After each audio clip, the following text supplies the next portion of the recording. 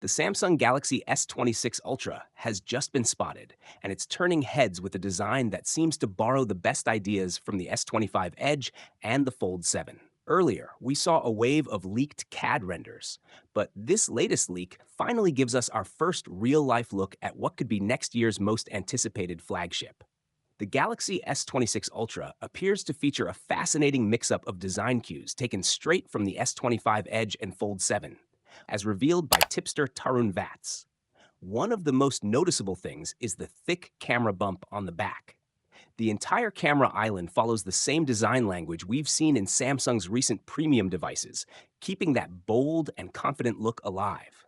Sensor-wise, the camera placement remains unchanged. Three sensors sit neatly within the bump, while two additional lenses are housed in separate rings, with an LED flashlight placed right in the middle. It's a setup that feels both familiar and refined, but this time it stands out more due to the way the panel bump and camera rings make that section thicker than the rest of the body.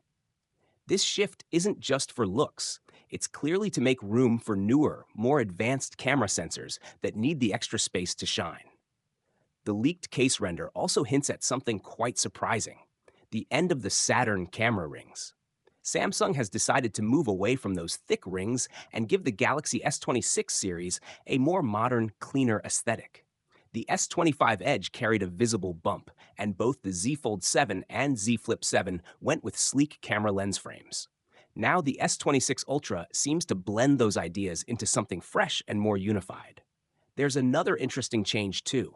The Galaxy S26 Ultra has noticeably more rounded corners than its predecessor. It's subtle, but enough to make the device feel softer, more comfortable, and more in line with the design trends we've seen from Apple's iPhone and Google's Pixel lineup. And yes, the beloved S Pen is still here.